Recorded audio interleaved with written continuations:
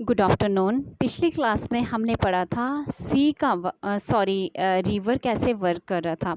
अब यहाँ पर हम देखेंगे कि समंदर जो है ये कैसे काम करता है।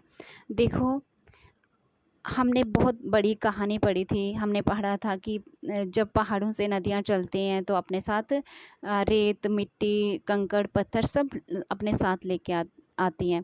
फिर क्या होता है कि फिर मैदानों में जाती है, फिर वो वहाँ पे क्या करती है, सांप की तरह चलती है और शांत होकर नदियाँ चलती हैं तो वहाँ पर मेंढर्स बनाती हैं। फिर उसके बाद क्या होता है कि जब ये नदियाँ बिल्कुल समुंदर के पास में आने लगती हैं तो अपना जो मटेरियल, अब देखो वो मटेरियल थोड़ा बहुत वहाँ पर भी लेके आती हैं, तो वो जब बिछा देती हैं तो वहाँ पर समुंदर में एक ट्रायंगल टाइप बनाती हैं, उसको हम डेल्टा कहते हैं। आज हम पढ़ेंगे कि अब देखो जो कुछ मटेरियल जो था तो वो समुंदर के बीच में भी गया। अब समुंदर भी तो उस मटेरियल का कुछ करेगा, उसी को हम आज देखेंगे कि समंदर उस मटेरियल का क्या करेगा। जब इरोजन होता है और डेपोजिशन होता है, किसकी वजह से? सी वेव्स की वजह से। देखो, वेव्स क्या होते हैं? लहरें। समुंदर की भी लहरें होती हैं, जैसे नदियों की लहरें होती है, समुंदर की भी बहुत बड़ी बड़ी लहरें होती हैं। तो ये क्या करती हैं, ये जो लहरें क्या करती हैं? इरोजन और डेपोजिशन ये भी करती हैं। अब क्या करती हैं कि जो इरोजन होता है और जो डेपोजिशन होता है सी वेव्स का, ये इसकी वजह से क्या होता है कि कोस्टल लैंडफॉर्म बढ़ता है। जो ये सी वेव्स होती हैं ये लगातार टकराती हैं चट्टानों के साथ, तो चट्टानों में क्रैक्स पड़ते हैं, दरारें पड़ती हैं, और टाइम के साथ साथ ये दरारें जो होती हैं बड़ी बड़ी हो जाती हैं और चौड़ी चौड़ी हो जाती हैं।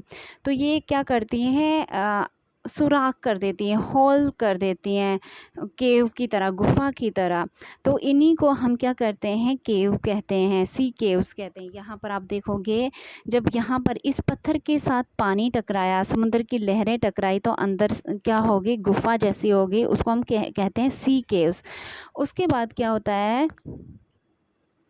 उसके बाद क्या होता है कि जैसे ये कैविटीज़ बढ़ती जाती है, कैविटीज़ का क्या मतलब होता है कि ये जो यहाँ पर गुफा थी तो यहाँ पानी जाता जाएगा, जाता जाएगा, जाता जाएगा। फिर क्या होता है कि ये जो गुफा होगी ये बढ़ती जाएगी, और जब ये कैविटीज़ बड़ी से बड़ी होती जाएगी तो फिर बाद में क्या बच जाएगा? खाली ऊपर छत बच जाएगा। यहाँ पर देखोगे कि नीचे वार पार पानी दिख रहा है तो ऊपर छत बची है। जब छत बच जाएगा तो वहाँ पर हम क्या कहेंगे? सी आर्क बोलेंगे। इसको क्या कहेंगे हम? सी आर्क बोलेंगे। उसके बाद क्या होता है कि ये दोबारा इरोजन होगा, तो जैसे जैसे इरोजन होगा तो ये छत जो होगा, ये देखो यहाँ पर छत भी उड़ गया, तो ये सिर्फ वॉल बच गई, दीवार बच गई, वार पार एक दीवार बच गई। तो उस दीवार को हम क्या कहते हैं? स्टैक्स कहते हैं। अब नेक्स्ट क्या होता है कि ये जो वॉल की तरह जो इसका फीचर होता है, हम स्टैक कहते हैं। और जो क्या होते हैं? स्टिफ रॉकी कोस्ट होते हैं, ये लगभग वर्टिकली क्या होते हैं? बढ़ते जाते हैं। स्टिफ रॉकी कोस्ट मतलब देखो कि ऐसे चट्टानें जो होती है स्टिप की तरह, मतलब जैसे हमने क्या पढ़ा था? हमने वाटरफॉल पढ़ा था, तो वहाँ पर भी क्या होता है कि ऊंचाई से जब पानी गिरता तो हम उसको वाटरफॉल कहते हैं। तो इसी तरह से जो ये चट्टानें, जो ऊंची ऊंची जो चट्टानें होती है, तो इनको हम क्या कहते हैं? चट्टानें जो समुंदर के किनारे होती हैं, तो ये क्या बनाती हैं? स्टिफ रॉकी कोस्ट जो होती है इसकी वजह से बढ़ जाते हैं वर्टिकली, और उसको हम क्या कहते हैं? सी क्लिफ बोलते हैं। और ये जो सी वेव्स होती हैं ये डिपॉजिट करती हैं सेडिमेंट्स, ठीक है ना। अब देखो, हमने क्या पढ़ा था कि जो नदियाँ थी वो डेपोजिशन करती थी, मतलब जो कचरा वगैरह थी वो जमा करती थी। तो इसी तरह समुंदर भी अपने आसपास किनारों पे कचरा जब वो जमा करती हैं, जो मिट्टी, पत्थर, रेत जो जमा करती हैं, तो इससे क्या बनते हैं? आपके बीचेस बनते हैं। बीचेस क्या होता है? बीच होता है समुंदर का वो किनारा, जहाँ पर आप, ये तो सभी ने देखा होगा, समुंदर के किनारा जो होता है उसको हम बीच बोलते हैं, ठीक है। उसके बाद आपका नेक्स्ट आता है वर्किंग ऑफ आइस।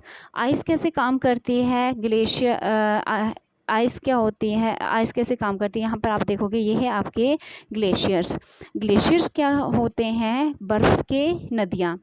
ये देखो बर्फ़ की नदियाँ, जब पहाड़ों पे बहुत ज़्यादा बर्फ़ पड़ती है तो बर्फ़ क्या करती है, वहाँ पर अपने साथ जो मिट्टी होती है और जो पत्थर होती है और जो सॉलिड रॉक जो होती है वो अपने नीचे ले आती है। कहने का मतलब कि बर्फ़ पड़ती गई पड़ती गई पड़ती गई, एक चट्टान पे एग्जाम्पल बर्फ़ पड़ी तो उस चट्टान को वो क्या कर रही है, दबाव कर रही है ऊपर से, ठीक है ना। तो नीचे जब ये क्या होता है कि दबाव हो जाता है उसको, ठीक है। और फिर क्या करते हैं, ग्लेशियर जो है ये क्या करते हैं, क्रेव कर लेते हैं, मतलब एक खोद खोद के एक डीप होल जैसा कर देती हैं। और इस होल में जब बर्फ़ पिघल जाती है तो ये होल जो होते हैं, मतलब गड्ढा कर दिया बर्फ़ ने, क्या किया, पहले चट्टान के ऊपर बर्फ़ गिरी, बर्फ़ पे जब प्रेशर पड़ा, ज़ोर पड़ा, पड़ती गई, वहाँ पर एक गड्ढा टाइप बना दिया। गड्ढे में क्या हो गया, ये आइस मतलब जब क्या होगी, मेल्ट हुई, पिघली, तो वहाँ पर झील जैसी बन गई, ठीक है। तो ये जो अब यहाँ पर क्या होगा, जब पानी पिघलेगा, सॉरी, जब बर्फ़ पिघलेगी तो पानी, वहाँ पर पानी हो जाएगा, तो ये पानी चल पड़ेगा, मतलब अपना, आपको ज़्यादातर पता ही है कि जो जितनी भी नदियाँ हैं तो ये तो ग्लेशियर से ही, ग्लेशियरों के पिघलने से, बर्फ़ की वजह से ही ये नदियाँ चलती रहती हैं। तो जो ये मटेरियल होता है, ग्लेशियर भी क्या करता है, अपने साथ कुछ रॉक्स ले चलता है, कुछ छोटी कुछ बड़ी, रेत अपने साथ ले चलता है, सिल्ट ले चलता है, तो वहाँ पर वहीं पे जो क्या करता है, डिपॉजिट भी कर लेता है, उसको हम क्या बोलते हैं, ग्लेशियर मोरिन्स बोलते हैं। यहाँ पर आप देखोगे कि क्या यहाँ पर मतलब ये जो आपको क्या दिखाई दे रहा है, बर्फ़ दिखाई दे रहा है, तो बर्फ़ के नीचे क्या होगा, बर्फ़ के नीचे आपकी चट्टानें दबी होंगी, इसके नीचे रेत आपको देखने को मिलेगी, पत्थर मिलेंगे, तो इन पे दबाव पड़ रहा है। जब ये नदियाँ चलेगी तो अपने साथ ये सब भी ले चलती हैं। नेक्स्ट हमारा आता है आपका विंड, मतलब हवा कैसे काम करती है, क्योंकि हमने पढ़ा था इरोजन क्या होता है, लैंडफॉर्म कैसे बनती है।